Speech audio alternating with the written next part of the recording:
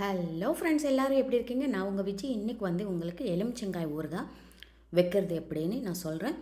நம்ம சீசனில் நல்லா எலுமிச்சங்காய் சீப்பாக இருக்கும்போது நம்ம இந்த மாதிரி ஊறுகாய் பண்ணி வச்சோன்னா நல்லா ஒரு 6 மாதம் 1 வருஷத்துக்கு கெடாமல் இருக்கும்.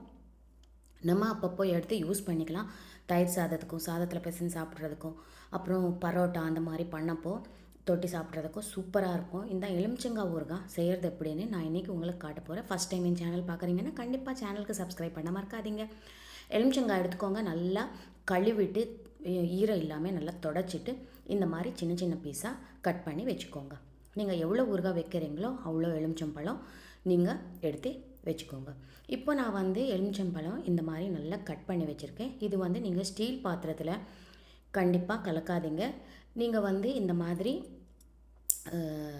செராமிக் இல்லைன்னா நம்ம பிளாஸ்டிக் இல்லைன்னா கிளாஸ் பாட்டில் அந்த மாதிரிலாம் யூஸ் பண்ணுங்கள்.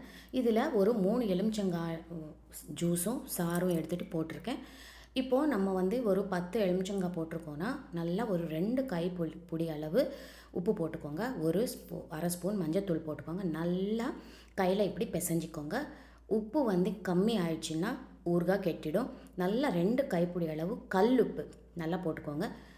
போட்டுட்டு இது மூடி போட்டு ஒரு 2-3 நாள் அப்படியே விட்டுருங்க. அப்போது நல்லா இதில் நடுவில் மிக்ஸ் பண்ணிட்டு இருங்க. இது ஒரு பாட்டிலில் போட்டு வச்சுக்கோங்க. இது ஒரு 3 நாள் அப்படியே விட்டுருங்க. நம்ம ஊறுகாய் கலக்கிற அன்னைக்கு இதில் 1 ஸ்பூன் வெந்தயம், 1 ஸ்பூன் கடுகு நல்லா வறுத்துட்டு பொடி பண்ணி வச்சுக்கோங்க. தாளிக்கிறதுக்கு நம்ம என்ன பண்ணுறோம், நல்லா ஒரு அரை கப்பு எண்ணெய் எடுத்துக்கோங்க. அதில் கடுகு, அப்புறம் பெருங்காயத்தூள், வெந்தயம், காஞ்ச மிளகா, உங்களுக்கு பூண்டு பிடிக்குன்னா போட்டுக்கோங்க. நான் பூண்டு சேர்க்கலை. நல்லா பெருங்காயத்தூள் போட்டுட்டு தாளித்து நல்லா வச்சுக்கோங்க. இப்போ இந்த ஊறுகாய் நல்லா ஊறிடுச்சு. இதில் நம்ம பொடி பண்ணி வச்சுருக்கிற வெந்தய கடுகு தூள் 2 ஸ்பூனு, காரம் நம்ம ருசிக்கு ஏற்ப ஒரு 3லேருந்து 4 ஸ்பூன் காரம் நல்லா பிடிக்கும். நல்லா மிக்ஸ் பண்ணிக்கோங்க.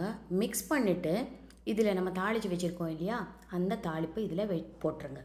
நீங்கள் ஊறுகாய் இப்படியே செஞ்சு வச்சா ரொம்ப நாளைக்கு இருக்காது. நீங்கள் அந்த உப்பு அப்புறம் மஞ்சத்தூள் போட்டு வச்சுருக்கோம் இல்லையா, அதை அப்படியே வச்சுக்கோங்க. எடுத்து ஒரு பாட்டிலில் வச்சுக்கோங்க.